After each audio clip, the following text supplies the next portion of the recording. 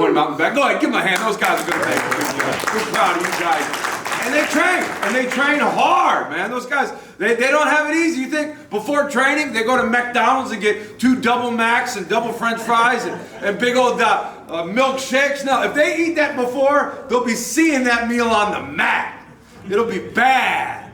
It's too heavy in their stomach. It's not the right food for what they're doing. They're going to have to eat again. And you're going to have to eat again. And this is the difference between the world offered and what God offers. God offers you satisfaction. Yes, Lord. The world offers you teasing. The world offers you that amuse-bouche, something that looks good, that's pretty, but it's not going to satisfy you. In John chapter 4, Jesus sees that woman alone at the well, and she's bringing up water, and Jesus says, hey, can you get me some water? And you're asking me, aren't you like a Jewish rabbi? You would have nothing to do with me if you knew who I was. And Jesus knew who the woman was. You've been married 5 times, and you're living with a guy that's not your husband. Oh, how do you know all this? You must be a prophet. If you knew who I was, you would ask me for water, and it would be water that would satisfy you the rest of your life. Wouldn't you want that? Wouldn't you want a source that you could go to over and over and over again and say, Lord, I'm not hungering for this world anymore. There are many in the pews today. You used to have an addiction. You used to be hooked on meth, or you used to be a drunkard, and you'd have to go back to that substance over and over and over again. And then you met Jesus. And when you met Jesus, you didn't need that anymore.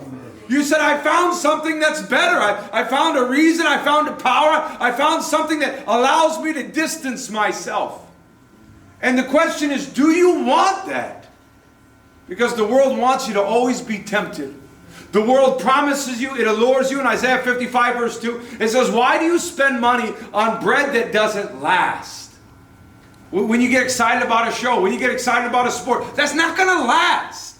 When you get excited about the things that are just so passing. And that's what Jesus is offering you. Through prayer and meditation, we want to connect with God in a meaningful way and know that the will of God is that we would be satisfied, that we'd have that shalom, that wholeness, that sense of we don't need anything else.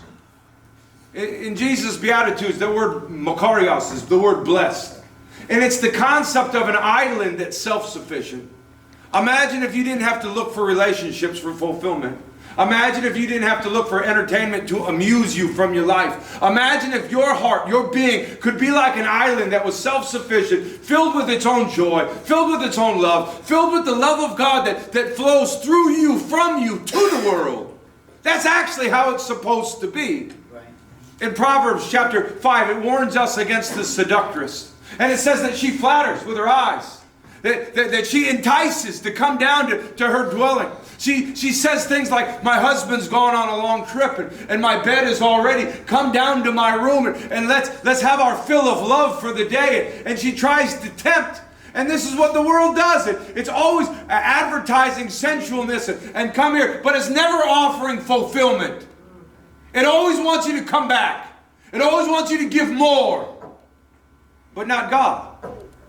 God says, hey, if you would come to me, I would give you the bread of life. If only we could see further. If that girl in junior high school that's feeling peer pressure from the boys, if only that girl in high school that the other girls are doing things they ought not, maybe she just wants to fit in. If only they could see their wedding day, how glorious it would be. If only they could see their married life and how good it was that they waited, how important it was that they had standards. And then on that, for the rest of their life is so blessed.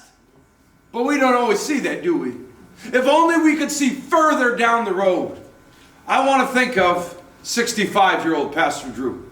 Oh, he's probably going to be like 6'3". I got another inch left to grow. Is he going to thank me because of today? Did I live a good day today? For the me in 20 years? Did I eat the good meals that 20 years from now I'll be thankful I ate the way did I save a little money so 20 years from now I'll go, man, those are good decisions. Did I spend time at the church? Did I spend time with good relationships? Will 20 years from now, Pastor Drew, be thankful for the way I'm living my life now? Some of us could go back 20 years and say, man, I wish I would have. Man, I have a lot of regrets. Man, I wish I could go back. I certainly wouldn't have done that. And then there's others of us saying, those were the best decisions of my life. I'm so glad I asked her on that date, man. That took a lot of nerves, but she said yes. I'm so glad I proposed, man. I'm so glad I finished those classes. I'm so glad I started the church. I'm so glad I can look back and say, these were the good decisions I am very grateful that I made. But today's the day. Today's the day that you're going to be thankful for or regret. So I would encourage you, see a little bit further. Jesus said, if you would ask anything, in Colossians chapter 3, it says, see that you're seated far above all these powers. You got to have a bigger vision for your life. The vision of the mob was just some food for the day. The vision of us Christians has to be for eternity. We have